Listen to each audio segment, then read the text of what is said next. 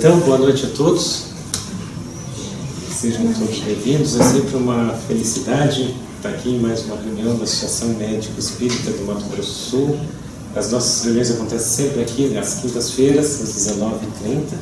E a cada quinta-feira da semana, do mês, cada semana do mês tem um tópico diferente. Nós vamos começar agora a série de estudo da alma, o livro da alma ao corpo físico. E sempre na primeira quinta-feira do mês vai ser a discussão sobre um trecho desse livro. Hoje o Dr. Décio vai nos dar uma aula introdutória, uma palhinha de como que nós vamos estudar e ver esse assunto. Em primeiro lugar, agradecemos muito ao grupo Paulo de Tarso, que está nos ajudando e fazendo a transmissão pelo Facebook, que está sendo transmitida pelo Recanto da Prece, e na web rádio Portal da Luz de Dourados, com quem guardamos grande amizade e estamos sempre tentando ampliar a parceria. Agora, nesse início, eu vou convidar todo mundo à prece de abertura. Podem ficar de olhos abertos ou fechados, como melhor se sentirem. Então, eu convido a todos a se juntarem a mim numa prece. Encarnados e desencarnados, elevamos nossos pensamentos ao Mestre Jesus, dizendo: querido amigo,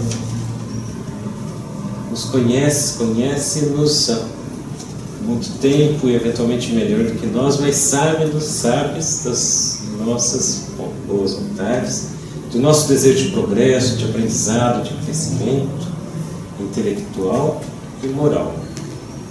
Pedimos então que permita que bons amigos espirituais derramem sobre nós energias salutares e secundem os nossos esforços de aprendizado, de transformação, que possamos levar para a ciência aquele aprendizado que tivemos com a doutrina espírita, que possamos trazer ciência à doutrina espírita e assim colocar em prática os postulados da Associação Médico Espírita do Brasil e internacional.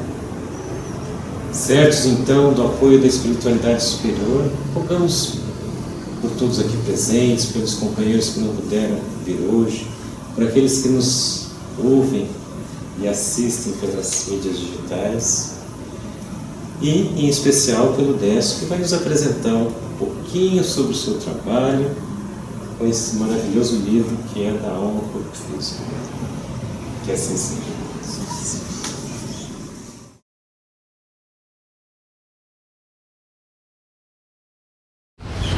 Primeiro eu quero agradecer a honra, né, de ter escolhido o meu livro, porque santo de casa não faz milagre, né? E eu fico muito feliz da gente poder estar discutindo esse livro, até porque essa discussão assim, entre pares das ideias é muito rica.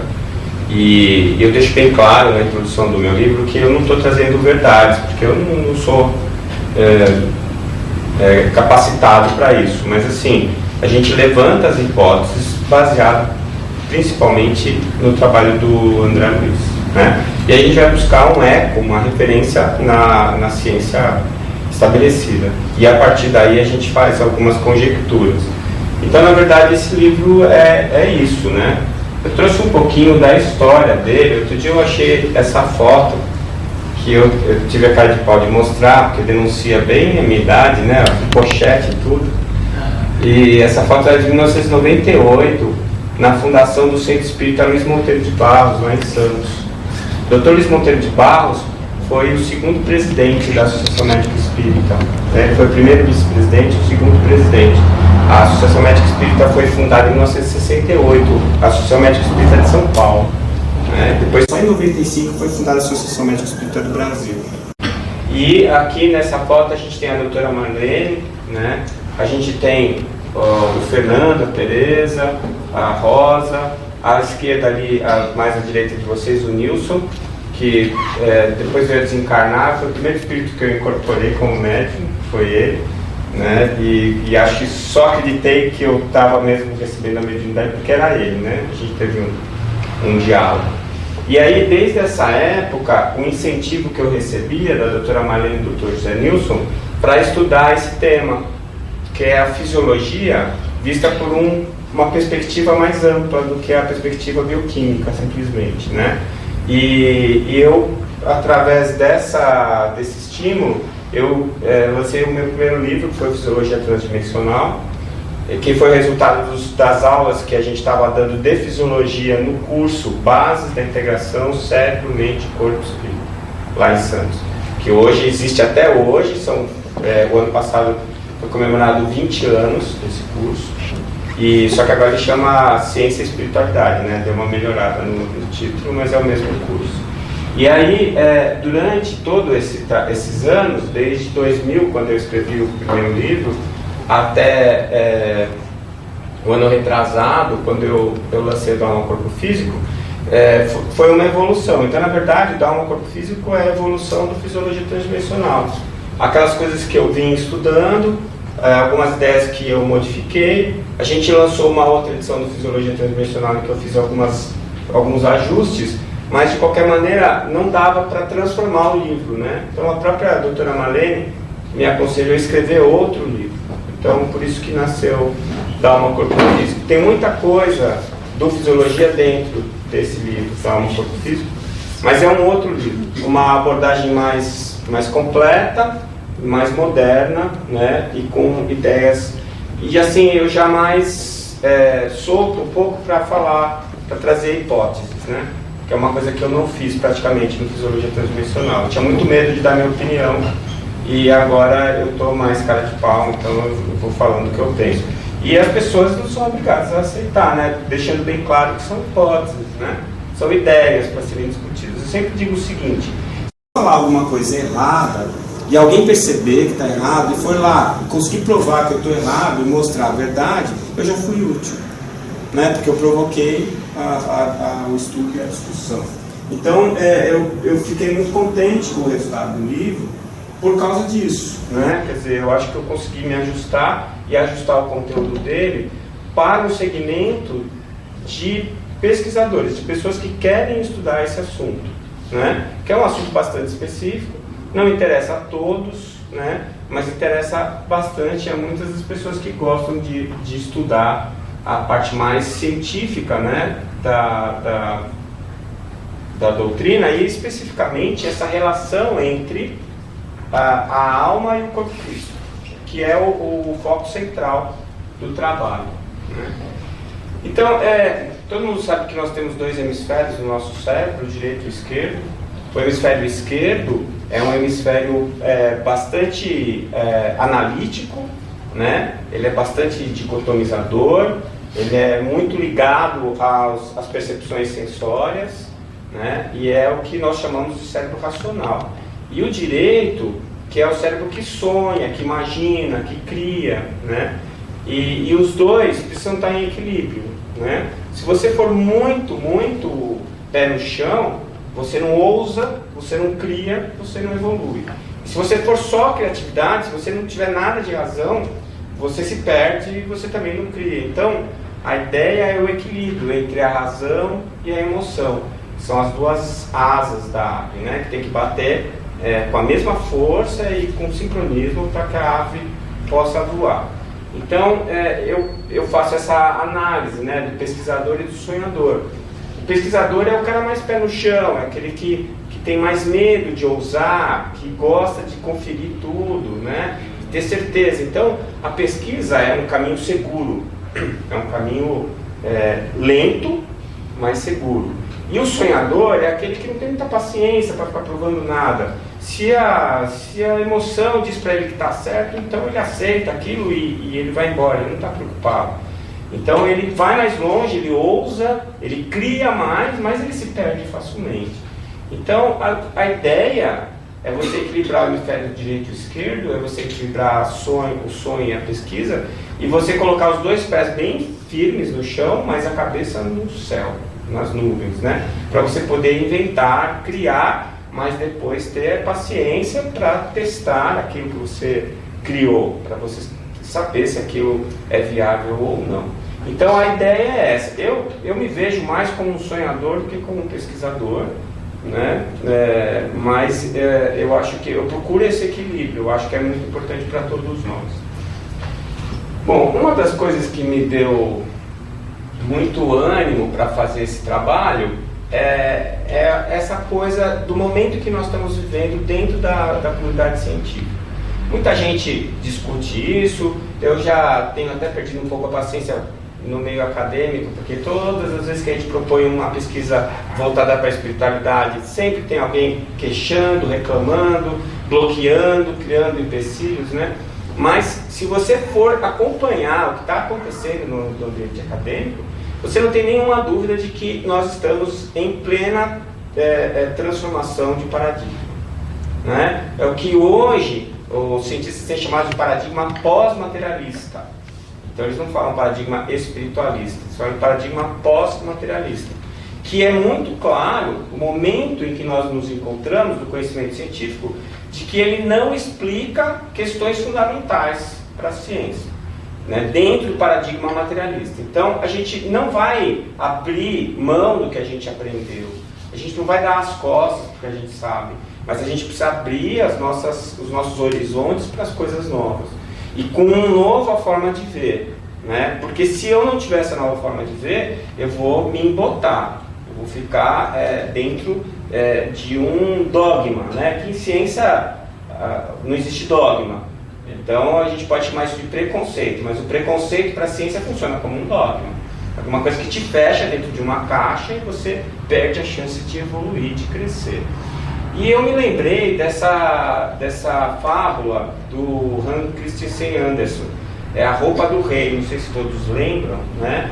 Eu nunca achei que isso fazia muito sentido, mas de qualquer maneira era um rei que ia dar uma festa, o aniversário dele, ou do rei, não lembro direito, e ele era muito vaidoso e ele abriu uma licitação pública para contratar um alfaiate. E o alfaiate tinha que ser alguém muito especial. E apareceu lá com um projeto de fazer uma roupa totalmente nova. Ele ia tecer a roupa com fios de ouro, ia colocar botões de pedras preciosas. E o rei se apaixonou pelo projeto e contratou aquele alfaiate. O alfaiate pediu uma sala no reino lá, no castelo, para fazer o ateliê dele. Começou a pedir o ouro, as pedras preciosas, e o rei foi dando. Estava chegando perto do dia da festa, e ele pegou e falou: escuta, nós vamos fazer uma prova da roupa. Ele falou: não, vamos fazer semana que vem. Aí quando chegou o dia, chegou lá o rei com toda a corte junto, né, para experimentar a roupa. Quando ele chegou lá, o alfaiate falou assim: olha, majestade, eu preciso falar uma coisa para o senhor. A roupa é tão especial, mas tão especial, que só os muito inteligentes podem ver. As pessoas que são embotadas, que são mais burrinhas, que não têm conhecimento, elas não veem nada. Aí o rei ficou assim, né? Daqui a pouco ele volta e segurando assim a tal da roupa do rei, que não tinha nada, né? Aí ficou todo mundo parado olhando, o rei virou e falou: mas que coisa linda, que roupa maravilhosa, mas que brilho. E aí os puxa-sacos todos: nossa, mas que maravilha. E ficou aquela coisa, todo mundo elogiando a roupa do rei. No dia da festa, o rei foi lá de cuecão, né? Pôs a tal da roupa que não existia, só que já todo o reino sabia que só podia ver a roupa do rei quem fosse muito inteligente. Então quando ele começou a desfilar lá nu, todo mundo: nossa, mas que roupa linda, que coisa maravilhosa. Porque ninguém queria dar o braço a torcer, que era burro. E aí no meio da parada, alguém lá, uma criança provavelmente, vira e fala assim: mas ele está pelado. E começou a dar risada, e aí todo mundo começou a dar risada. E aí o rei se deu conta do papel bobo que ele fez de acreditar que existia uma roupa que só quem era inteligente pode ver. Ou seja, o nome da fábula é O Rei Está Nu, e eu nunca entendi essa fábula, e agora ela ganhou um significado importante para mim. Por quê? Porque quando a gente vai para o meio acadêmico dizer que existe espírito, quando a gente vai para o meio acadêmico dizer que não existe só matéria, tem alguma coisa além, fica todo mundo olhando para a sua cara como quem diz assim: mas quem fala isso, os inteligentes não falam isso, as pessoas da ciência não acreditam nisso, né? E de repente a gente vai dar a notícia de que o rei está nu. A gente está dando a notícia de que existe sim algo além da matéria, não é? E não é porque eu acredito nisso que eu sou fanático religioso, que eu sou algum tipo de obnubilado, ou pelo contrário, né? O que a gente tem visto é que existem pessoas tão hermeticamente fechadas nos seus preconceitos que não conseguem admitir o óbvio, né? Então, o que está acontecendo hoje é que a gente está na fase de perceber que o rei está nu, né? Dá para ver até a cor da cueca dele, não dá para negar mais, né?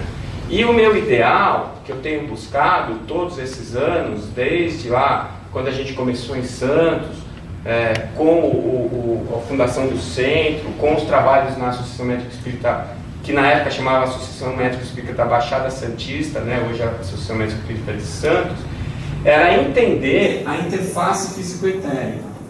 Essa palavra, interface físico-etérica, ela foi cunhada pelo Richard Gerber, que é o autor de um livro que mudou a minha vida, chamado Medicina Vibracional, do Richard Gerber, né? E nesse trabalho, o Richard Gerber cunha essa palavra, né? Pelo menos foi a primeira vez que eu a li, falando dessa conexão entre o etérico, que seria o corpo espiritual e a alma, e o físico, o corpo físico. Ou seja, como é que se relacionam essas duas estruturas? Então eu pensei, se existe essa interface, e ela com certeza existe uma anatomia e existe uma fisiologia, né? Será que a gente não tem condições de identificar essas estruturas? E mais do que isso, de entender como elas funcionam?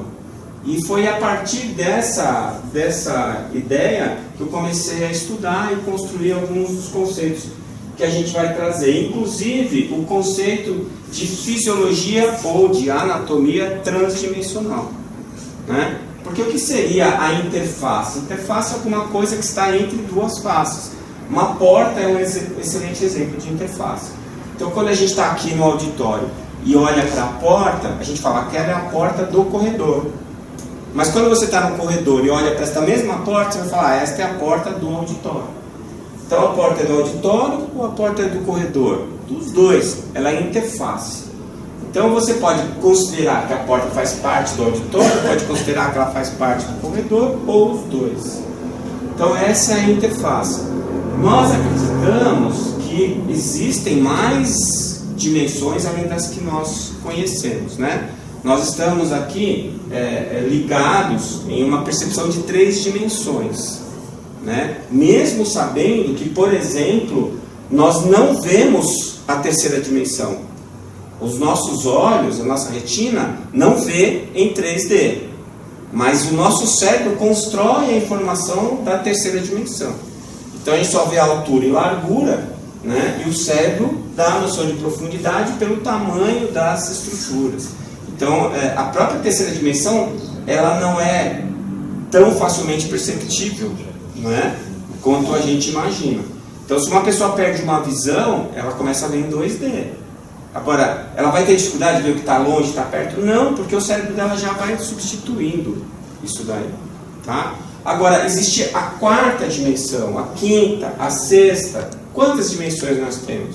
Se a gente levar em consideração a teoria das supercordas, que muitos físicos dizem que não é válida, mas muitos físicos dizem que nós teremos 10 dimensões mais o tempo. Então, nós como indivíduos, existiríamos em mais de uma dimensão ao mesmo tempo. Então, a cada plano que se passa, a gente estaria existindo em mais de uma dimensão, nós seríamos seres transdimensionais. Provavelmente, nós somos multidimensionais, né? Provavelmente. Mas eu já achei muita ousadia falar em transdimensional, quanto mais falar em multidimensional, né? E ninguém também fala o nome do livro certo, também tem que falar fisiologia tridimensional, fisiologia alguma coisa, né? Ninguém entende. Então, eu deixei o transdimensional mesmo. E a gente vai pensando a cada dimensão, a cada entendimento, a cada possibilidade, a cada avanço do conhecimento científico, a gente vai entendendo como essas estruturas vão se correlacionando, como essa anatomia e como é essa fisiologia transdimensional. Então, quais seriam as bases teóricas? Da onde é que a gente tira elementos para poder estudar isso daí? Bom, a primeira coisa que a gente tem que estudar é física, né? A física é a base da ciência. Sempre foi e sempre vai ser. Por quê? Porque a física, ela estuda as leis naturais. Ela estuda como as coisas funcionam. Se ela estuda as leis naturais, então ela estuda as leis divinas, que são as leis imutáveis. São imutáveis porque são perfeitos, que é perfeito não muda, porque não precisa mudar. Né? Não evolui nem involui, nada evolui, as coisas só evoluem. Então, o que existe de conhecimento científico dentro da física é o conhecimento ou o descortinamento das leis básicas de funcionamento do universo. Então, ela estuda e entende as leis universais. Né? Esse entendimento imediato foi o que fez o Newton. Então, a física newtoniana, né, que estudou a mecânica, ele estava estudando o quê? Ele estava estudando aquilo que fazia parte do nosso cotidiano, faz até hoje. Atrito, né, peso, como é que o carro anda, como é que o carro para, velocidade, aceleração. Eram as coisas que estavam ali ao nosso redor, que a gente observava, mas que ele teve a capacidade de perceber aquilo como uma lei e decodificar aquilo matematicamente, que permitiu a gente entender e fazer previsões, porque uma vez que eu conheço a lei, eu consigo fazer previsão do que eu posso fazer com aquilo, quais são os elementos que eu posso usar, de que maneira eu uso esses elementos para conseguir efeitos que eu imaginei. Então, a partir da mecânica newtoniana, nós somos capazes de construir as máquinas, que são estruturas em extinção. Eu não sei se vocês já perceberam, nós não temos mais máquinas. Né? Nosso carro ainda é uma máquina. Às vezes, o meu relógio é uma máquina. O seu celular não é uma máquina. A máquina, ela tem estruturas mecânicas que se interrelacionam. Ela tem pininhos com catracas.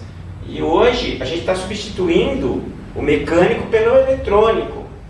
Então, a gente ainda usa, né, a herança da mecânica newtoniana até para falar de coisas que não tem nada de mecânico. Por exemplo, mecanismos psíquicos.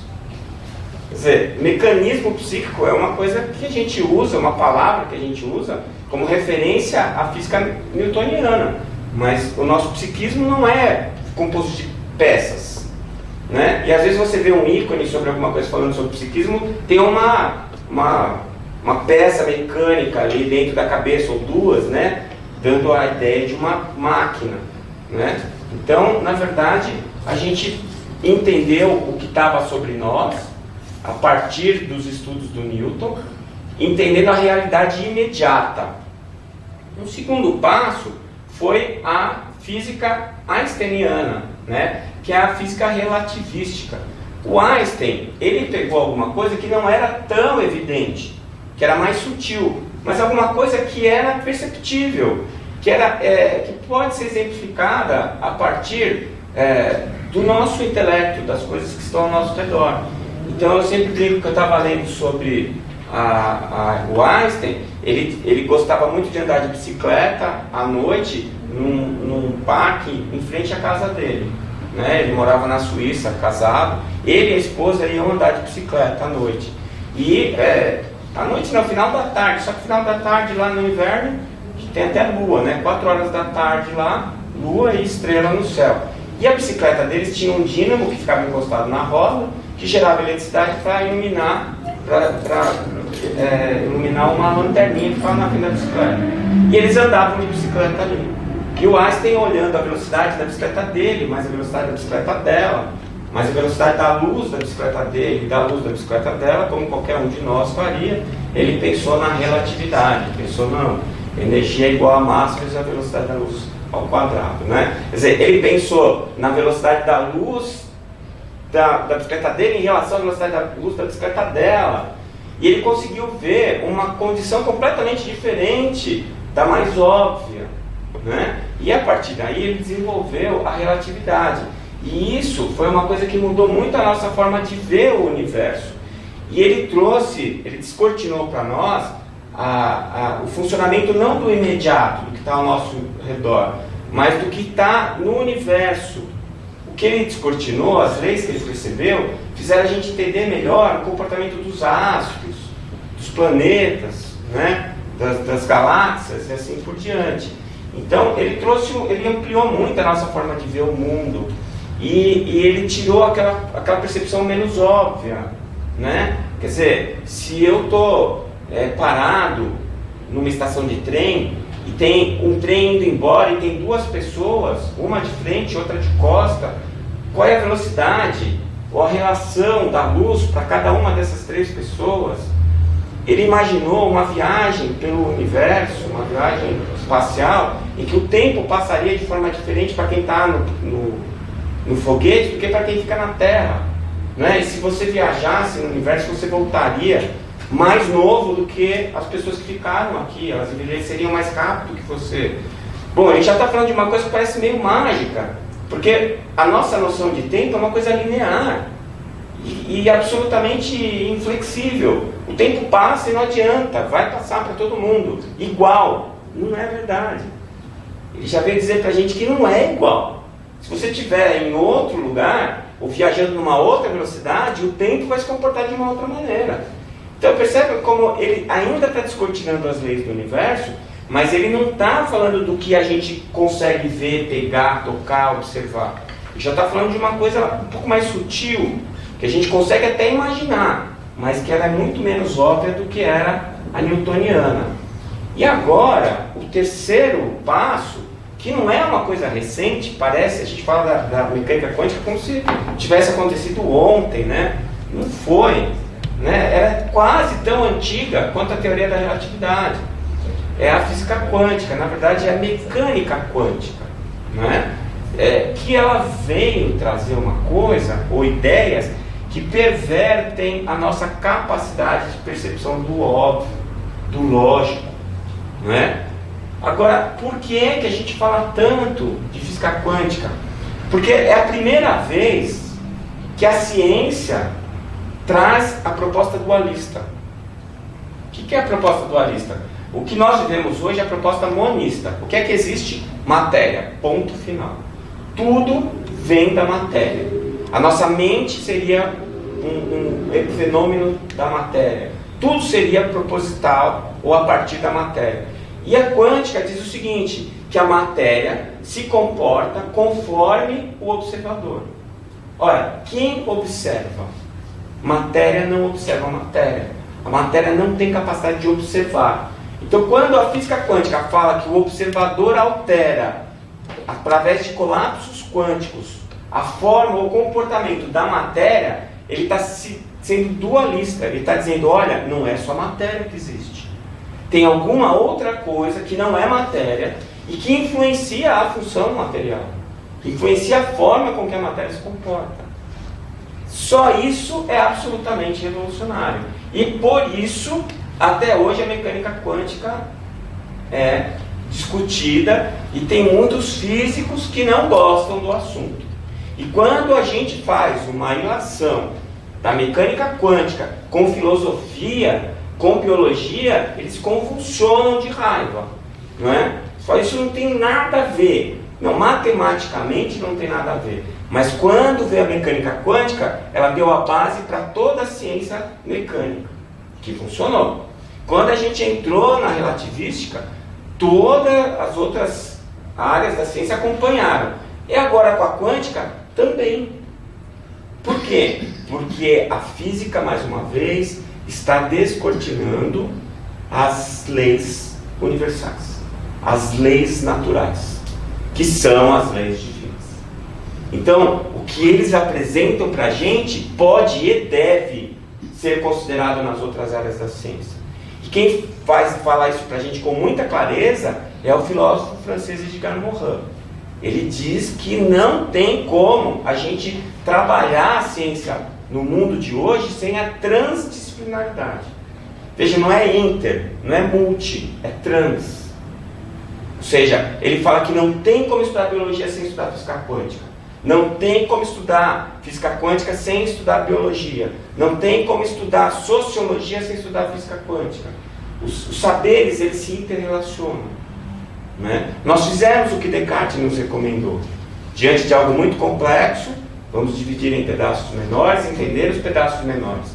Mas Descartes nunca disse que não era para a gente tentar juntar depois.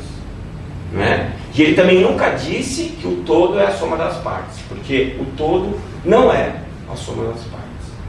Quando eu estudo uma parte isolada, se eu associo ela a outra parte, ela se transforma. E transforma a outra parte. Por isso que quando a gente faz uma pesquisa in vitro, depois a gente precisa ir em vivo. E depois a gente precisa transportar aquilo para as condições em que aquela nova tecnologia tem que funcionar. Por quê? Porque as coisas se relacionando, elas se influenciam. Uma influencia a outra. E elas se transformam, elas vão se modificando. Se você entende como ela funciona isoladamente, você vai entender muito melhor essa interconexão. E é por isso que a gente continua usando o método cartesiano, que é fantástico, diga-se de passagem. Né? Mas a gente está dando um passo adiante. Então a quântica, ela está estudando uma coisa que nos parece improvável. E mais do que isso, ela veio perverter a nossa noção de realidade. Porque diante da quântica, você começa a questionar coisas que pareciam muito óbvias para você. Né? Quer dizer, o que eu percebo com os meus olhos, com os meus sentidos, sempre foi o significado ou sinônimo do realismo, da realidade. E de repente a gente começa a perceber que é uma interpretação que a gente faz da realidade, não é a realidade per se. E isso traz um desconforto muito grande para nós, principalmente para aquele pessoal que gosta do pé bem plantado no chão, né? Que tem uma dificuldade de criar, né? De entender as coisas de uma maneira mais solta, né? Menos óbvia. O que não quer dizer que a quântica está dizendo que o mundo é caótico, que o universo é caótico. Não, ela está dizendo que o universo funciona a partir de princípios probabilísticos, estocásticos, e não aleatórios. É muito diferente. O probabilístico é alguma coisa que segue uma lei, uma ordem. Né? É diferente do caos que não tem ordem, que não tem nenhuma regra. Então, o que nós estamos percebendo a partir dessa nova transformação de pensamento é que tudo é relativo e dependente da forma como eu interpreto. E isso vai trazer uma probabilidade das coisas se apresentarem da maneira como eu, ou como a maior parte das pessoas que estão ao meu redor, estão interpretando determinados fenômenos. Né? E isso é uma coisa altamente perturbadora. Né? E, inicialmente, a mecânica quântica nos colocou dentro do microcosmo. Então, se o Einstein levou a gente para o universo, o Planck, Bohr e todos os que estão construindo esse conteúdo da quântica estão levando a gente para o infinitamente pequeno, para dentro do átomo. Né? E muita gente acha que são incompatíveis, que existe uma lei para os grandes e outra lei para os pequenos. Né? E a teoria das supercordas vem dizer que não, que existe sim uma relação. Então, o infinitamente pequeno que a gente estuda com a quântica, o macro que a gente estuda com Newton, e o muito grande, o cósmico que a gente estuda com Einstein, todos fazem parte de um conteúdo. E que esse conteúdo ele é relacionado, ele se relaciona um com o outro. E aí é que a teoria das supercordas entra. Né? E é por isso que muitos, né, o Marcel Gleiser, por exemplo, escreveu um livro muito interessante chamado Universo Imperfeito, em que ele desiste de tentar achar uma lei única. Ele joga a toalha. Né? Eu acho que ele jogou a toalha cedo demais. Porque a teoria das supercordas tem se desenvolvido de maneira bastante importante e fazendo essa conexão, para a gente entender como as coisas funcionam. Né? Muito bem. Então a quântica revolucionou o pensamento científico por causa disso. A matéria, ela pode se comportar como onda, e nesse momento ela é uma possibilidade, é probabilística, ou como uma partícula, que é o fato. E esse fato é um colapso quântico, né, que é promovido pelo observador. Então, a matéria se comporta como onda, em que eu tenho várias possibilidades, e dentro dessas possibilidades, o observador, que é uma inteligência, ele vai ver aquilo de uma determinada maneira. E a partir do momento em que ele joga essa intenção sobre a probabilidade, ele vai escolher uma daquelas probabilidades que se transforma em algo palpável, perceptível, real, né? Mais invariável, que seria a partícula. Mas quem é o observador? Né? Então, todas as consciências observam, mas em escalas diferentes. Então, o observador universal, o observador pleno de tudo que existe, seria Deus, né? Não Deus ser, não o Deus velhinho, não o Deus com cabelo, não o Deus que pune, não o Deus que tem virtudes ou que tem defeitos. O Deus causa primária e origem de todas as coisas. O Deus que vem antes de tudo que existe, né? Que não é um ser, porque ele criou todos os seres, que não é alguma coisa, porque ele criou todas as coisas. Então ele, por enquanto, para nós é um conceito, o Deus conceito, causa de todas as coisas. Esse é o observador primário, é o observador universal. E cada inteligência, dentro das suas possibilidades, vai influir, né, dentro de uma faixa própria para o seu nível de consciência. Então, nós somos os observadores imediatos de nós mesmos. Então, quem foi que criou o nosso corpo? Foi Deus. Deus criou tudo. Então, criou o nosso corpo. Mas ele é o criador imediato? Não. Ele é o criador primário. O criador imediato somos nós. Então, a nossa consciência pegou material genético, trabalhou material genético, desenvolveu o nosso corpo biológico, e hoje nós somos o produto das leis universais que foram colapsadas a partir da nossa consciência.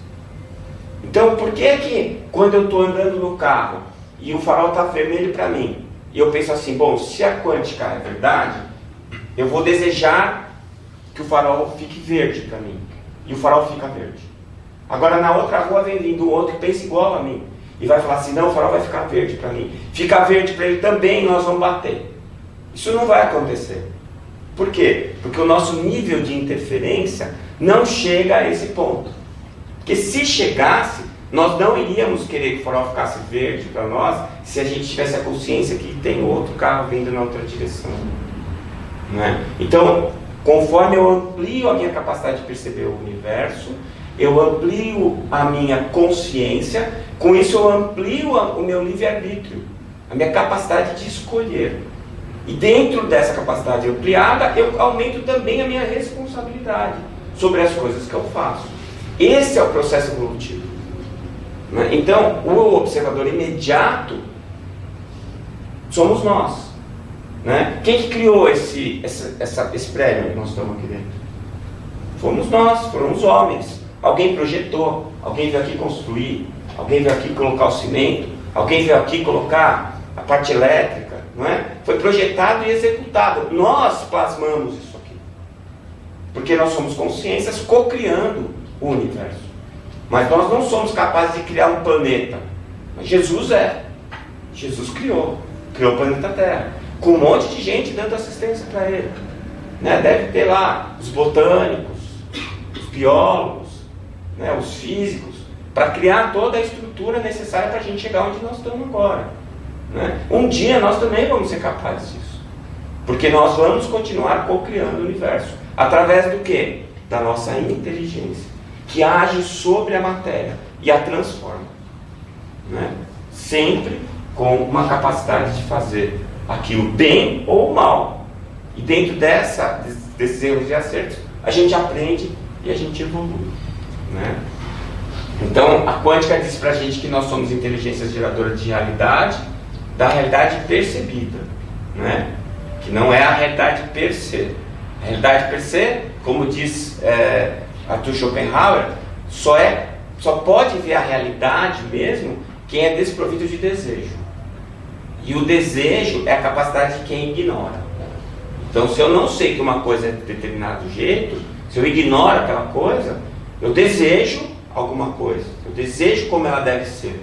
E a partir do meu desejo eu projeto isso e crio uma realidade que é minha, mas não é a realidade verdadeira.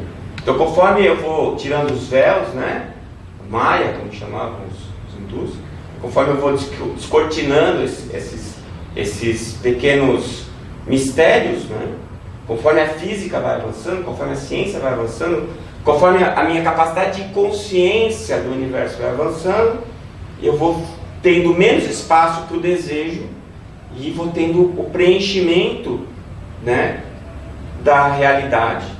Eu vou vendo o que é, vou entendendo o que é, e aí eu deixo de desejar.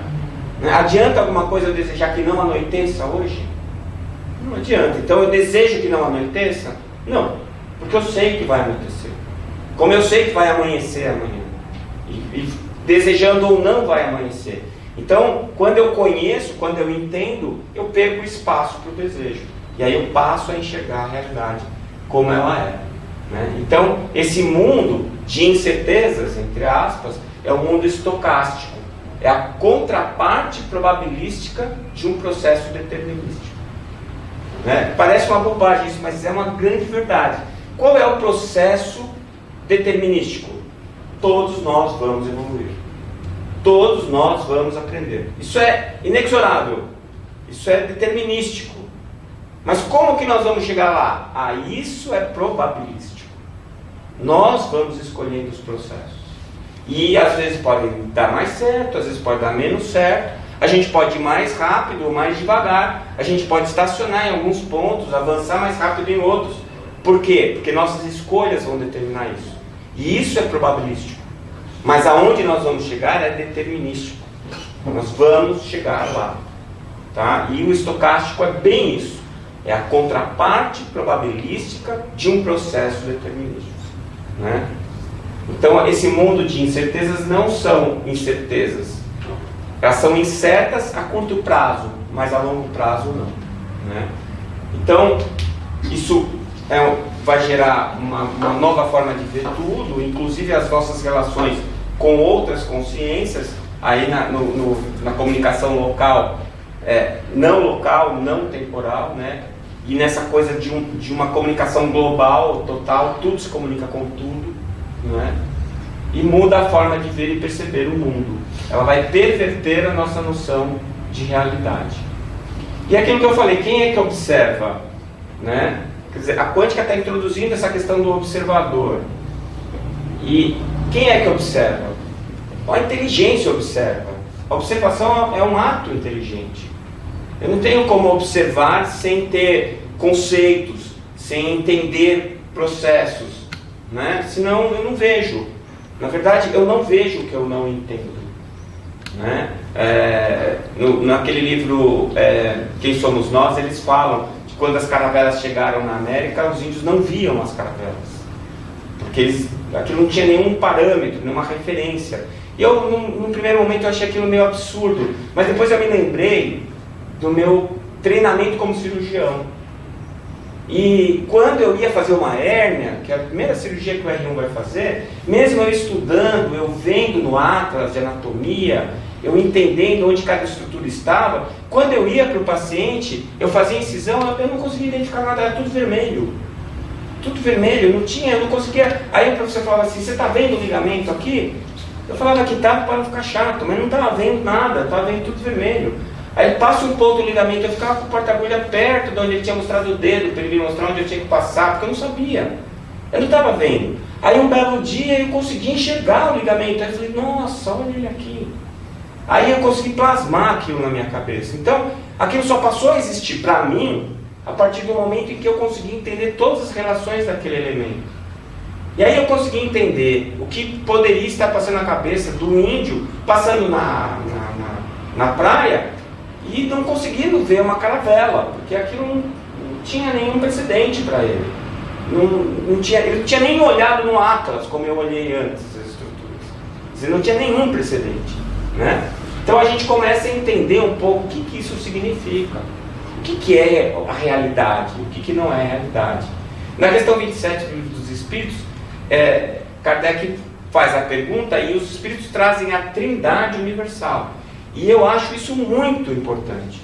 A gente precisa partir desta base, que ficou muito clara lá, e é uma base lógica, que tudo que existe está constituído em 3 elementos. Primeiro, Deus, que é a causa primária, é a origem de todas as coisas, né? E a partir dele, né, foram criados 2 elementos: a matéria, na forma básica, crua, né, que é o fluido cósmico universal, em que eu tenho 100% de potencialidade, 0 de desenvolvimento, e o princípio inteligente, que também é o outro elemento, é quem vai evoluir na sua inteligência, no conhecimento, né, mas que nasce ali absolutamente inocente, absolutamente ignorante, e que vai gerar o seu conhecimento e a sua evolução a partir da relação com a matéria.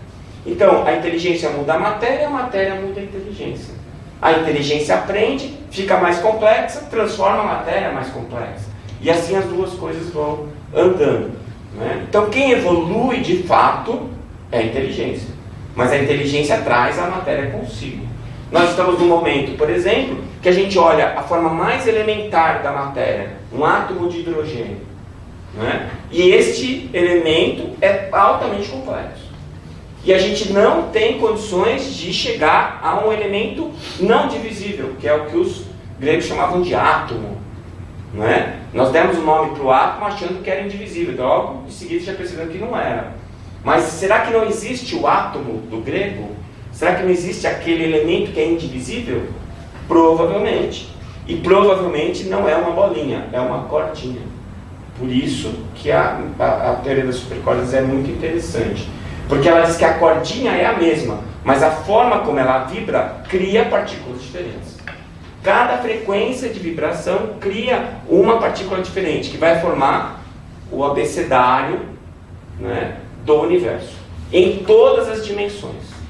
Dependendo da velocidade com que essa cordinha vibra, ela vai se colocar numa ou noutra dimensão.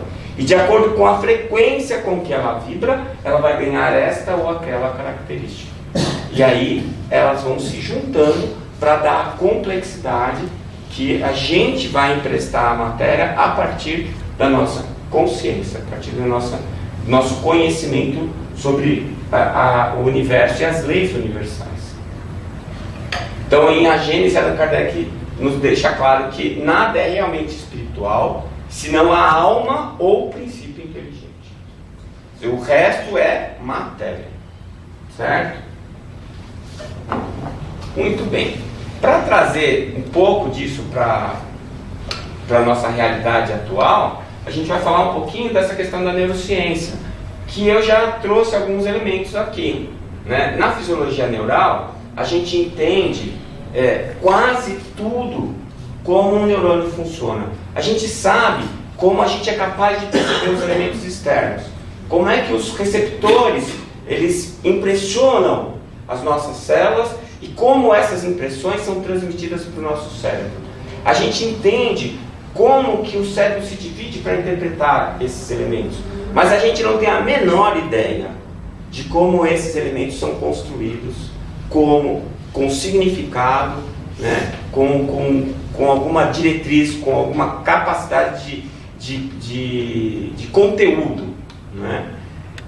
A única teoria que existe é uma teoria quântica, né? Então, nós teríamos aí 3 elementos bastante importantes no nosso sistema nervoso, que é o sistema que faz a nossa interface com o meio ambiente. Então, os nossos receptores, que seriam capazes de perceber mudanças do meio ambiente de uma maneira analógica. Por quê? Porque o sistema analógico permite uma amplitude maior de percepção, não é? Se fosse por uma lei logarítmica, a lei de Weber-Fett, né? Então a gente percebe pacotes, como se fossem os quantas mesmo, mas assim, são pacotes de frequência. Então a gente é capaz de perceber porcentagens e não valores absolutos das experiências. A maneira mais fácil de perceber isso é você perceber o açúcar. Você toma um cafezinho com açúcar, tá bom de açúcar para você? Tá bom de açúcar. Aí eu te dou um doce de leite. Você põe o doce de leite na boca, engole, toma o café de novo, o café ficou sem açúcar. Na verdade, o café continua com a mesma quantidade de açúcar, mas você ofereceu uma intensidade muito maior de estímulo com o doce de leite. Quando você voltou para o café, A tua língua está dizendo para você assim, tem menos açúcar no café do que no doce de leite. É só isso que a gente percebe. Não tem quantos miligramas de açúcar tem lá. A mesma coisa é a temperatura. Você perguntar para alguém que está na piscina se a piscina está quente ou está fria, é uma bobagem. Se estivesse fria, ela nem estava lá dentro. Não é? Ela vai dizer que está uma delícia. Se você estiver no sol, teu corpo está quente, você vai entrar na água, vai estar gelado.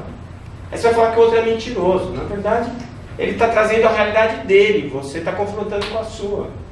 Então, essa percepção do ambiente, ela já mostra como é relativo. Como nós criamos para nós a nossa realidade. Né? Já começa do café. O que é um café bom para você? Tem açúcar suficiente? Provavelmente é a quantidade de açúcar que a sua mãe punha no café para você quando você era pequeno. Você cresceu com aquela quantidade de açúcar. Então, para você, aquilo é o bom. Mas se você crescesse num ambiente que não tinha açúcar, e a sua mãe serviu o café para você sem açúcar, o café bom para você é o sem açúcar. Então você já traz uma memória afetiva, uma memória sensorial, que vai dar uma referência para você de realidade. Né? Mas ela não é real. Ela é alguma coisa que você interpretou para você. Né? Então, essa percepção, ela vai ter que ser transmitida para o teu cérebro. E depois que você percebeu de maneira analógica, você transforma isso em um sistema digital, um sistema binário. Por quê? Porque o sistema binário é o que transmite dados com mais velocidade. É por isso que a TV digital, a imagem é melhor que a analógica. Porque ela é capaz de transmitir mais dados, então ela consegue colocar mais pixels, mais pequenos pontos para construir a imagem. Isso dá nitidez, dá detalhamento para a imagem. Então, na hora que eu percebi e que eu quero transmitir rapidamente a mensagem para o meu cérebro, eu transformo o analógico em digital. E o digital é binário, é sim ou não. O nosso neurônio funciona assim. Ele está polarizado ou ele está despolarizado. Ele só tem duas situações, sim ou não. E assim eu transmito rapidamente esse sinal para o meu cérebro. Quando chega lá no córtex, o córtex são 6 camadas de neurônios que ficam despolarizando e repolarizando, criando uma função de onda. Como é que aquilo vai virar gosto de café? Como é que aquilo vai virar temperatura da piscina? Como é que aquilo vai virar eu gosto de doce de leite, eu não gosto de doce de leite? Ninguém sabe. A única teoria que existe é a teoria do Dr. Jeffrey Satinover, né, do Dr. Penfield, que dizem o seguinte, que ali é uma função de onda e que aquilo vai ser transformado em algo, em uma informação real a partir de um observador que vai colapsar dentro daquela informação uma realidade. Então, se para mim o café está bom de açúcar, para você pode não estar. Por quê? Porque eu escolhi que ia estar e você escolheu que não. Quem é o observador que vai escolher nas 6 camadinhas de neurônios do seu córtex o que é que vai ser bom e o que é que não vai ser bom? Esse é o lance. É isso que a quântica está trazendo a mais. É por isso que a gente está vivendo um momento de alta revolução. Porque a própria neurofisiologia está empurrando a gente para onde a física está empurrando. Não existe só matéria. Tem que ter um princípio inteligente. A nossa mente não é uma secreção do nosso cérebro. A nossa mente comanda o nosso cérebro. Ela veio antes do cérebro e vai continuar existindo depois dele. Né? E é isso que está trazendo essa revolução. Né? Então o Dr. Amit Goswami, que é um físico quântico lá do Oregon, nos Estados Unidos, apesar de ele ser hindu, ele fala que o cérebro é o colapso quântico da mente. Ou seja, esses colapsos quânticos já começaram na formação do seu cérebro e na função também. Né? Não simplesmente agora, né, depois de tudo pronto. Então aqui, no Evolução em Dois Mundos, o André Luiz nos traz algumas informações importantes. Então ele diz assim: portanto, o corpo herda naturalmente do corpo, segundo a disposição da mente que se ajusta a outras mentes nos circuitos de afinidade. O que ele está falando aqui? O corpo vem do corpo, ele está falando da genética. Ele está falando que a gente não vai inventar matéria. Mas quando eu for associar a minha mente a um projeto biológico, eu vou ter que partir de um ponto de partida. Esse ponto de partida são os genes que foram oferecidos pelos gametas, do meu pai e da minha mãe. E aí eu vou me ajustar a esses genes. e transformá-los de acordo com a minha mente, né? A informação que eu vou dar para eles. Então eu sou o observador imediato de mim mesmo. E antes, para eu poder fazer isso, eu preciso me ajustar à mente da minha mãe, da minha genitora, porque senão eu nem me aproximar eu consigo, né? Depois ele continua: mas pode, por sua conduta feliz ou infeliz, acentuar ou estabelecer a coloração dos programas que lhe indicam a rota, através dos bióforos ou unidades de força psicossomática, que atuam no citoplasma, projetando sobre as células e, consequentemente, sobre o corpo, os estados da mente. Bom, essa palavra bióforos eu grifei, porque durante muito tempo eu discuti isso com quase todo mundo, inclusive com a doutora Marlene mais de uma vez, e a gente não conseguia entender o que era bióforo. Então tem várias definições, várias coisas, mas eu só consegui entender o que o André Luiz estava querendo dizer quando eu descobri que o August Weismann é que cunhou a palavra bióforo. E eu fui ler o trabalho dele para saber o que ele quis dizer com bióforo. E aí eu entendi o que o André Luiz quer dizer com bióforo. Então os bióforos seriam moléculas que se estabelecem com a capacidade de gerar vida. Então seriam moléculas, obviamente compostas por carbono, que teriam a capacidade de reter fluido vital. O Weismann, ele foi um precursor do que hoje a gente considera genes, ou genoma, ou cromossomos, porque ele estabeleceu de maneira hipotética o que hoje nós conhecemos como herança biológica. Só que o André Luiz usou o bióforo porque o André Luiz queria dizer exatamente o que o bióforo queria dizer, que nós influenciamos a nosso corpo molécula a molécula e no citoplasma da célula, que é onde ela está. Então eu me projeto ali de maneira quântica, e aí o André, em outro momento no Evolução em 2 Mundos, ele fala que é através dos centríolos que existe essa conexão, e os novos cientistas têm falado sobre isso também. Eles falam que os centríolos são amplificadores do sinal quântico, não é? Então eu projeto sobre cada molécula de cada célula do meu corpo o meu desejo, e o meu desejo se plasma, se colapsa em saúde, em doença, em desempenho, em mau desempenho e assim por diante. Então não adianta a gente ficar reclamando de Deus porque o nosso corpo é assim ou assado. Quem criou o nosso corpo fomos nós. Não adianta a gente reclamar de Deus ou dos outros pela nossa saúde, porque quem gera a nossa saúde somos nós. A gente tem o mais absoluto comando sobre as nossas células. O que a gente não tem é o comando sobre as nossas mentes. Nós somos ainda muito infantis. A nossa capacidade de perceber a nossa possibilidade, a nossa capacidade de intervir sobre a realidade é muito pequena, porque nós somos ignorantes. A gente é mais desejo do que realidade. A gente não vê o que é, a gente vê o que a gente quer que seja. E aí a gente fantasia. E aí quando a gente não percebe que aquilo é daquele jeito, a gente transfere, terceiriza a responsabilidade para alguém. Então agora está na hora da gente assumir a nossa autonomia. A gente parar de terceirizar a responsabilidade, assumir a responsabilidade sobre nossas vidas, sobre nós mesmos, sobre nossa consciência. Porque a gente está começando a entender como é que as coisas funcionam, como é que existe a relação. As nossas células são inteligências rudimentares, primitivas, suficientes apenas para funcionarem de maneira automática e responderem aos sinais que nós mandamos para elas. E elas vão fazer exatamente o que a gente mandar, seja consciente ou subconscientemente, ou até inconscientemente. Então Weismann, ele trouxe esse conceito. Os menores conjuntos de moléculas capazes de assimilar novas moléculas, crescer e se replicar.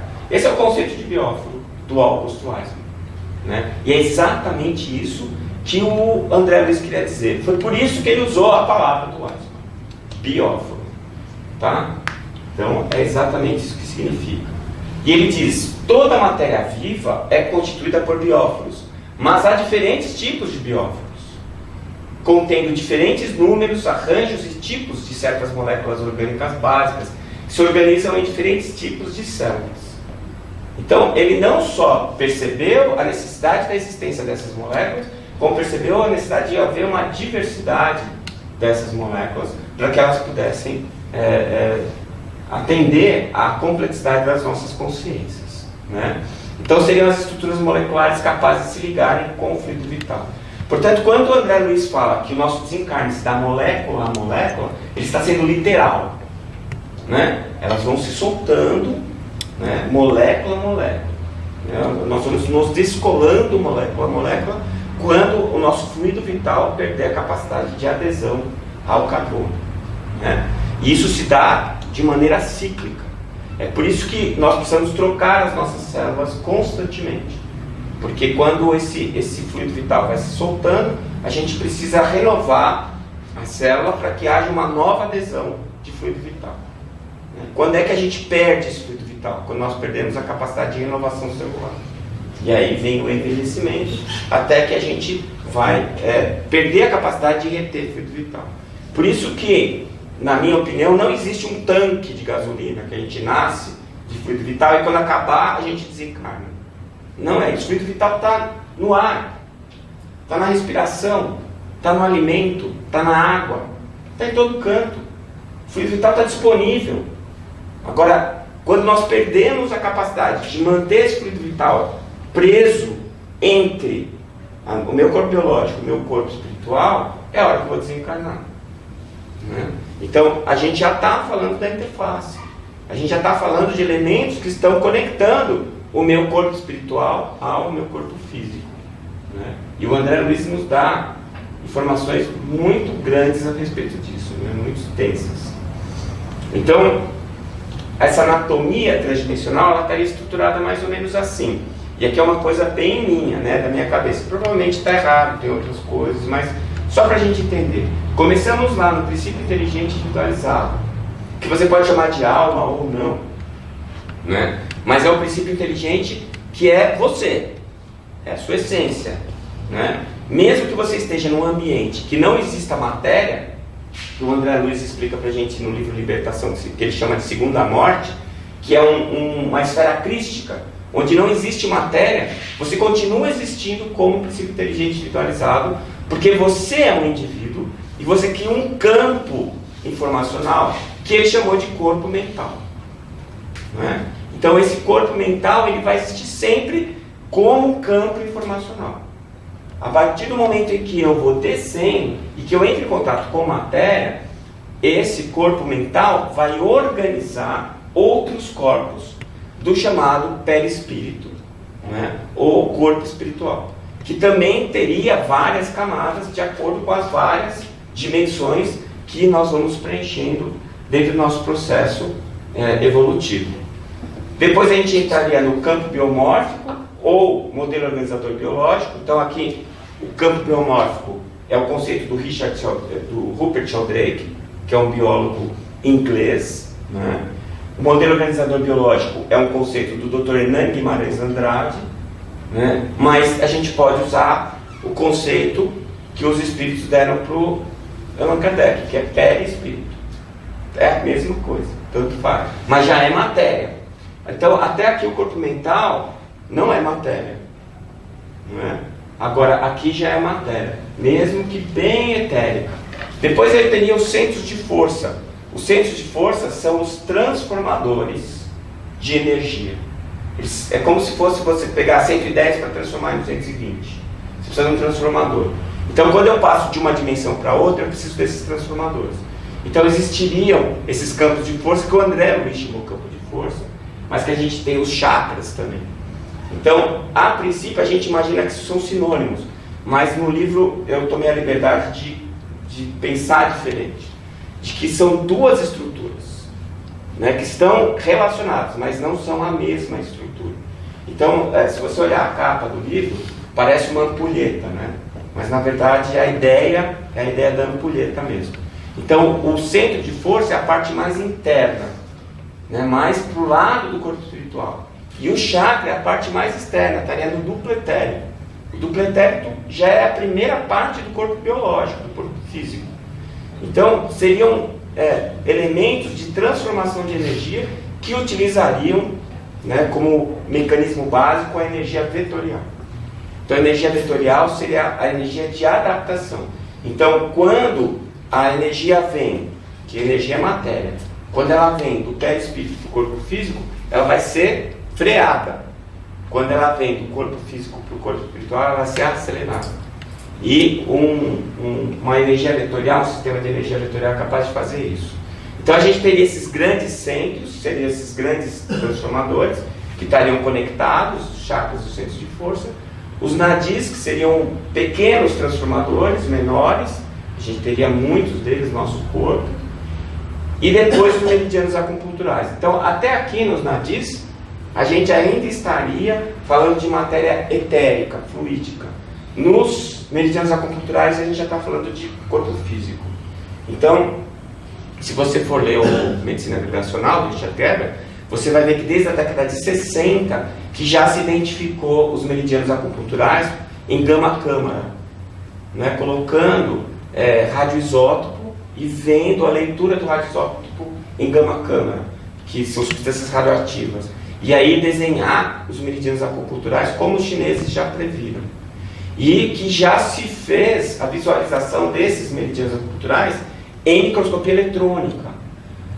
Né? Então, na verdade, a acupuntura, ela não tem, ela é bem física, ela mexe com as estruturas energéticas, mas você vai estar atuando sobre estruturas físicas mesmo. Né?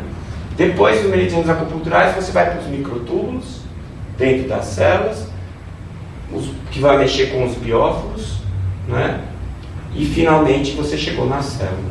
Então aqui a gente estaria criando um caminho, né? Desde lá da alma, quais são as estruturas que vão se sobrepondo até você chegar no citoplasma da célula, certo? Essa seria uma forma de ver, né? E a gente não pode esquecer que esse sistema tem que ser bidirecional. Então, tanto vai da alma para o bióforo, quanto do bióforo para a alma. Porque senão não teria como eu aprender com a vivência com a matéria. Preciso me relacionar com ela. Então, eu jogo a minha intenção, experimento, percebo a reação e aprendo com ela. Então, eu tenho um caminho de ida e de volta. E aí a gente teria os sistemas de energia. Então, o etérico, que seria esse supraluminal, ou seja, é a matéria que vibra a uma velocidade acima de 300 micrómetros por segundo. Esse é um outro nó, né? Porque os físicos não consideram possível acelerar uma partícula acima de 300 micrómetros por segundo. Alguns físicos, porque já existem alguns que acreditam que sim. Existem várias teorias que falam sobre isso, e já existem alguns trabalhos que dão evidências de que isso é possível. Então eu penso assim, se eu acreditar que nada pode ser acelerado acima da velocidade da luz, eu tenho que acreditar que tudo que existe está entre 0 e 300 micrómetros por segundo. É muito pouco. É muito pouco. A gente não consegue explicar tudo que está ao nosso redor, dentro desse espectro, quanto mais o universo todo e todas as coisas que existem. Mas isso é uma coisa que o tempo vai mostrar. Depois o etérico vai para o elétrico. Então eu sairia do supraluminal para o neuronal, o elétrico vai para o quântico, no córtex, o digital nas vias neurais e o analógico nos receptores e nos efetores, né, que são os músculos e as glândulas. E finalmente eu chego no químico, que é o hormonal, e o mecânico, que é o muscular. Então seriam níveis de energia que também vão se transformando, né, dentro dessa hierarquia de comando que existe, tá? E é bidirecional. Então, se alguma coisa mecânica ferir a minha perna, eu vou perceber isso mecanicamente, vou transformar isso em hormônio, adrenalina, hormônios transmissores de dor, né? Vou perceber isso neuronalmente, eletricamente, transmito isso para o meu perispírito e vai ser tocada a minha alma com aquela dor. Né? E a resposta que eu dou também, ela volta. Né? Que grau de importância eu vou dar para essa dor? não é? Então, se eu for um japonês e eu cresci numa cultura que fala que não posso demonstrar a dor, eu vou aprender a controlar a dor. E se eu tiver alguém me machucando, tá doendo. Por que você não está reagindo? Porque não dá, mas tá doendo, né? E se você pega uma cultura como o latino, por exemplo, que aprendeu a aumentar e amplificar todas as suas sensações, né? Alguém pisa no meu pé assim, só assim, eu saio rolando, vai doer.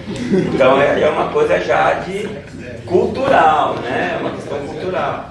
Eu estou demonstrando a dor de uma maneira muito mais efusiva, né? Mas isso é o tamanho da dor? Não. Então o japonês sente menos dor que o brasileiro? Não, isso já está provado, né? Se colocar a mão do brasileiro numa placa a 40 graus centígrados e você medir a frequência de potenciais de ação gerada no nervo, é exatamente a mesma de todas as outras pessoas de qualquer etnia e cultura que colocarem a mão numa placa de 40 graus centígrados. Ou seja, o estímulo doloroso é exatamente o mesmo, mas um vai causar uma tragédia e o outro fala, não é tão ruim assim, dá para controlar, né? Então isso é escolha. É escolha. Então, como já diz o velho deitado, né? Não é a vida que é dura, a vida é dura porque é mole, né? Então é a mesma coisa. Como é que eu estou enfrentando a situação? É que vai determinar como eu me sinto diante dela. Então eu posso ter uma dificuldade mínima e transformar aquilo num baita problema. Eu posso ter uma baita dificuldade e transformar aquilo num problema mínimo. Só depende da maneira como eu encaro, porque eu crio a realidade. Eu que crio, eu escolho. Eu escolho isso a partir de vários conceitos, inclusive os conceitos culturais nos quais eu estou inserido. Tá? Mas tem muito a ver também comigo, com a minha essência, com quem eu sou, com o que eu já vivi em outras vidas. Né? Então, eu não sei se vocês perceberam, mas eu coloquei a coisa dessa maneira. Como se o menininho aqui fosse a alma. Né? E lá o negocinho para controlar a marionete, os fiozinhos, fosse aquele caminho todo que eu desenhei, né? Até os nadis, até chegar no bióforo. E a marionete lá embaixo é o corpo biológico. Então, quando eu terminei de escrever o Fisiologia Transdimensional, e que eu estabeleci esse critério, e na época eu nem cheguei no bióforo, eu nem tinha essa ideia dos chakras do centro de força serem a mesma coisa, eu fiquei contente. Até que alguém me falou assim, mas essa é uma visão mecanicista. Porque você está falando de 2 ou 3 ou 4 dimensões, mas você está estabelecendo uma linha, né, de conexão entre cada uma das estruturas. E eu parei para pensar, poxa, a gente está na época da quântica, e eu tenho comunicação não local, não temporal. Então eu posso ter um bonequinho wireless. Né? Eu não preciso ter a marionetezinha com todos os fios conectados. E aí, num primeiro momento, eu me vi assim, e agora? Né? Mas eu acho que as duas coisas existem. As duas formas são verdadeiras. O caminho pode não estar totalmente descoberto, mas eu acho que existe esse caminho de estruturas interrelacionadas que vão fazer a conexão na interface físico-térmica. Mas também existe uma conexão quântica que não depende, né, dessa estrutura física. Né? Mas, se não tivesse a estrutura física, então qualquer espírito desencarnado conseguiria agir sobre a matéria física. E ele não consegue fazer isso se ele não tiver a doação de ectoplasma de alguém. E só produz ectoplasma quem está encarnado, porque ele precisa do oxigênio e da glicose para produzir. Então veja que há necessidade da existência dessa comunicação, além da existência, né, da comunicação quântica. Então são algumas dos mistérios, das dificuldades que a gente tem que enfrentar para conseguir chegar lá. Então a hipótese gerada é essa. Eu teria vários níveis de interface. Então a primeira interface química, usando aqueles níveis de energia, né, em que eu tenho uma influência direta sobre a fisiologia celular. Ou seja, eu tenho uma ação bioquímica que age no meio interno, que é o meio onde a célula está inserida. Então eu estaria com um mecanismo epigenético agindo sobre essa célula, né? E essa interferência é consciente. Ou seja, se eu estou andando na rua e eu acho que eu vou ser atropelado e eu tomo um susto, né? Eu descarrego a adrenalina e aquilo eu vou perceber o meu coração disparado, eu vou ficar vasoconstrito, eu vou ficar suando, vou começar a tremer, vou ficar em estado de alerta. Isso é absolutamente perceptível, é absolutamente consciente. É a interface química. São as reações fisiológicas a curto prazo. Isso acontece quando a gente estimula diretamente o nosso corpo, com o medo, com o susto, com a raiva, né? Ou também com o prazer, né? Eu coloquei só coisa ruim aqui, mas tem as coisas boas também, e que vão gerar essas reações também positivas a curto prazo. Esse é o primeiro nível. No segundo nível, é uma interface celular. Então aí a interferência é indireta, porque ela ocorre sobre o citoplasma, via microtúbulo e via mitocôndria. E aí essa ação quântica vai gerar os mecanismos citoplasmáticos que vão agir sobre o núcleo para produzir determinadas proteínas ou para produzir determinados comportamentos celulares. E aí eu vou fazer uma interferência subconsciente, ou às vezes até inconsciente. São as reações a médio prazo, que é o que estuda a psicossomática. Então, por exemplo, eu estou muito ansioso, eu estou muito estressado, a minha vida está meio complicada, eu não tenho tempo para fazer as coisas que eu quero, eu estou trabalhando muito. E aí o que acontece? Eu adoeço. Por que eu adoeci? Porque eu mandei um sinal para as minhas células de infelicidade. Eu mandei um sinal para as minhas células de depressão. E as células passaram a agir de acordo com o meu sinal. Então eu baixo a imunidade e as bactérias, os vírus que estão no meu corpo, que aliás estão um número maior do que o número de células que o meu corpo tem, elas vão agir. E as oportunistas vão aparecer. Aí eu apareço com herpes na boca, eu apareço com sapinho, com afta, candidíase, né? E outras coisas que vão se manifestar. Então isso seria uma interferência a médio prazo. É subconsciente porque ninguém fala assim, oba, quero ficar com herpes, oba, vou ficar doente, eu quero pegar essa gripe aí que você pegou, quero ver como é que é. Se é que tem alguém assim, eu não conheço, mas teoricamente até seria possível. Mas o que acontece é subconscientemente. Aquela ação está ocorrendo sem que eu perceba, mas ela está agindo sobre mim e eu estou fazendo com que ela haja sobre as minhas células. Então, complexos, traumas psicológicos da infância, disfunções emocionais crônicas, todas essas funções, todas essas ações a médio prazo estariam relacionadas a esse nível da interface celular, né? A minha mente agindo sobre a minha célula, agindo sobre a fisiologia celular, né? E finalmente, o terceiro nível, que seria a interface molecular. Essa interface molecular é a interferência sobre os tecidos orgânicos que constituem a estrutura biológica. Aí a ação quântica sobre os bióforos, sobre as moléculas, sobre o comportamento genético herdado, sobre como eu vou fazer com que aqueles genes se transformem, mutem, se modifiquem, e que eu crie possibilidades, ou que eu gere defeitos, que eu gere malformações, né? E aí eu já estou falando de uma interferência inconsciente e que age a longo prazo. Aí a gente já está falando da heredabilidade, a gente já está falando da evolução das espécies. Então essa interferência não é só para gerar uma malformação, ela também é uma interferência para gerar uma característica biológica. Por exemplo, nascer com o pescoço mais comprido para pegar as folhas das árvores, como a girafa. Por exemplo, nascer com um mecanismo de energia, metabolismo, em que eu economize energia.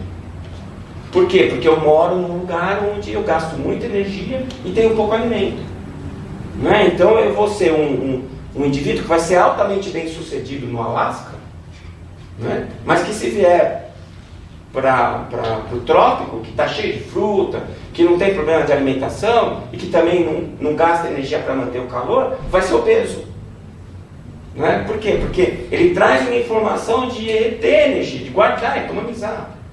E aquele que é magrinho, come o que quiser e não engorda, se ele for lá para o Alasca, ele não vai dar certo, porque ele vai gastar muito mais energia, ele vai precisar de mais consumo. Então, o que é bom e o que é ruim? Depende do que eu estou escolhendo, de onde eu estou, qual o ambiente que eu estou. E aí que entra o Darwin A observação de Darwin é absolutamente verdadeira, não tem nada de errado ali. Como a observação de Lamarck também é verdadeira. Porque a função faz o órgão. É a minha inteligência que gera as alterações biológicas que vão ser melhores para mim, que vão trazer para mim a capacidade de eu ser mais apto no meio onde eu estou. Né? E isso tudo faz parte desse nível de interface, que é o nível de interface molecular, que eu vou perceber a longo prazo, que eu vou perceber através das múltiplas existências, através da minha consciência atávica, né? Das espécies e das marcas, dos complexos trazidos de outras existências. Então, muito do que nós lutamos hoje, né, das dificuldades que a gente tem hoje, dos nossos complexos psicológicos, eles não são de agora, eles não são dessa vivência.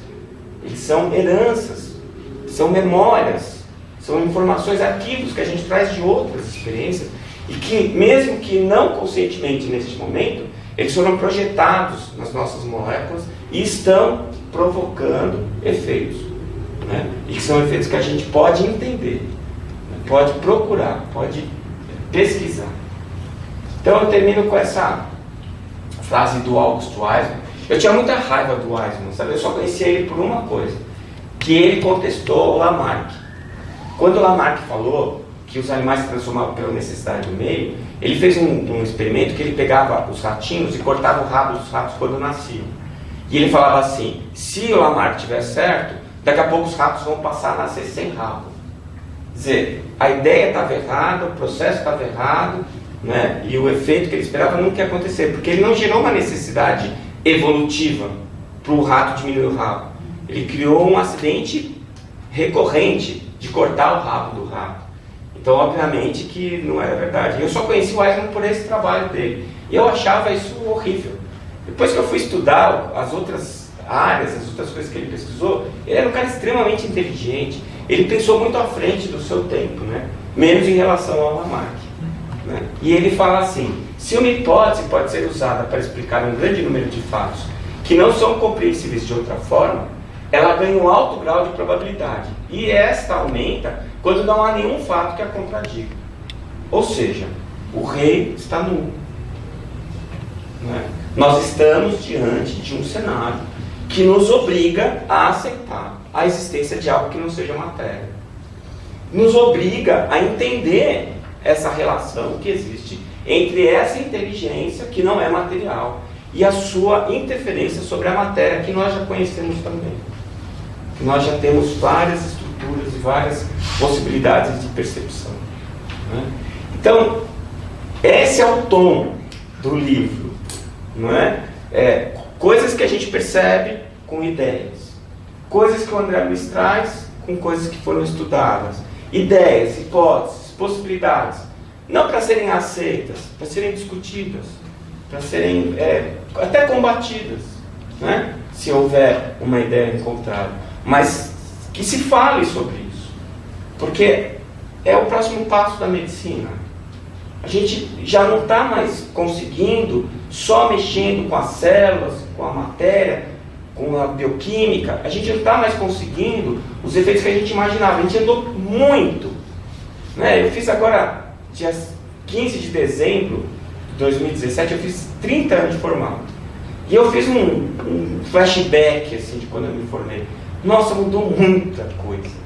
Mudou muito. Eu aprendi a operar vesícula fazendo um corte de pé assim na barriga, abria metade da barriga do paciente para tirar a vesícula. Hoje em dia a gente faz 4 furinhos. Quando eu comecei, a gente operava úlcera. Quem opera mais úlcera hoje? Tem um remedinho que resolve. Eu lembro daquele Jornada das Estrelas, que o médico lá volta no tempo e ele fica indignado que um paciente está indo fazer hemodiálise. Ele dá um comprimidinho para o paciente fica bom. Cura a insuficiência renal dele. Nós vamos chegar lá, né? Eu acho que a gente ainda vai progredir muito no estudo da matéria, mas a medicina de verdade, ela vai ter que cogitar a existência do espírito, ela vai ter que agir sobre o espírito, porque é esse espírito que comanda as células. E não adianta nada eu agir sobre a célula contra o comando do espírito, ela reverte o processo, porque as células são absolutamente fiéis à inteligência a qual elas estão vinculadas. Você quer que ela pare de responder? tira ela do corpo, bota ela numa placa de Petri no laboratório, afasta ela do campo informacional, aí ela vai ficar sem saber o que fazer. Ela se indiferencia.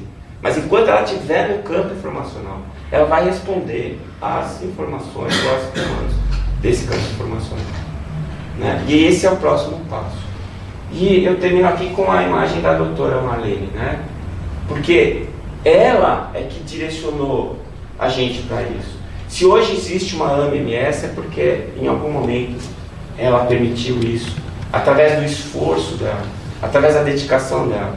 E se hoje a gente está num nível de poder ir para fora do Brasil para falar sobre essas coisas, e os pesquisadores de fora do Brasil respeitam mais a gente do que os próprios brasileiros, né? Quando eles ligam para o Giancarlo Lucchetti, por exemplo, que é o coordenador do departamento de pesquisa da AMI Brasil, quando o Herbert Buchanan liga para ele, como o Gary Schwartz liga para ele, pede para fazer trabalho junto com ele, quando a gente leva essas informações, essas hipóteses para a Universidade de Washington, por exemplo, e a gente vê os pesquisadores de lá virem conversar com a gente, pedir um intercâmbio, né, com os nossos laboratórios, que não existem, né?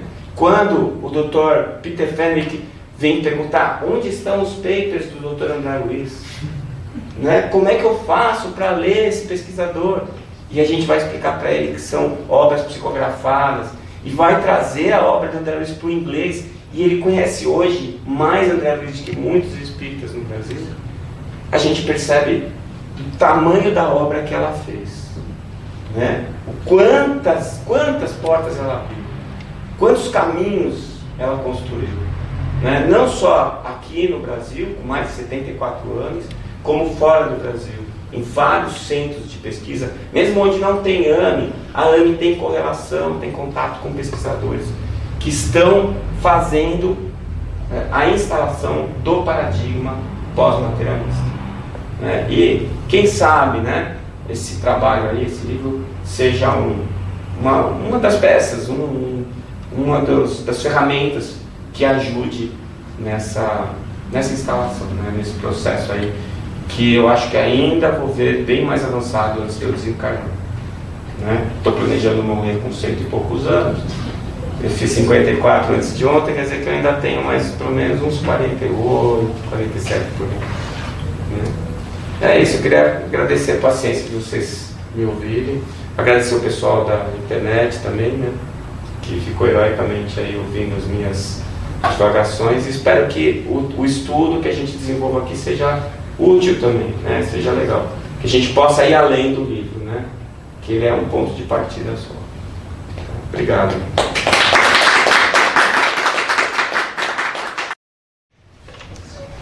A cada palestra no campo científico, para mim principalmente, é algo fantástico, porque tendo vindo de uma família espírita, a gente não estudava a parte científica, era só o Evangelho, os livros infantis, e hoje a gente assiste o avanço que pessoas como o Dr. Décio está trazendo para todos nós, para toda a humanidade, né? Nós hoje estamos transmitindo aqui para o planeta todo, né? Muitas pessoas de muitos lugares do Brasil estão assistindo nesse momento. Então eu fico maravilhado com tudo e quero agradecer a Deus a oportunidade de ter acesso a esses conhecimentos. Conquanto as minhas análises serão muito rudimentares, que não tenho conhecimento científico, mas a maneira como o senhor explica, como os demais companheiros explicam, fazem a gente ir ampliando a visão e conhecendo o que é realmente a doutrina espírita, que nos mostra muito mais do que a gente pudesse imaginar. Então vamos agradecer a Deus. Senhor Jesus, agradecidos por este momento solene que acabamos de presenciar, nós rendemos graças aos benfeitores espirituais que nos têm proporcionado estes encontros, que as pessoas possam acessar também esse aspecto da ciência que a doutrina espírita nos mostra, as correlações com cientistas encarnados, com a espiritualidade superior, que trazendo para nós, nos descortina um véu magnífico. Obrigado, Senhor, por esta noite. Obrigado, Senhor, por tudo que nos foi proporcionado e nos tem sido proporcionado. Que possam os bons espíritos continuarem nos auxiliando a todos neste aspecto de busca do conhecimento, de conhecer a verdade. Obrigado, Senhor. Despeça-nos em paz. Graças a Deus.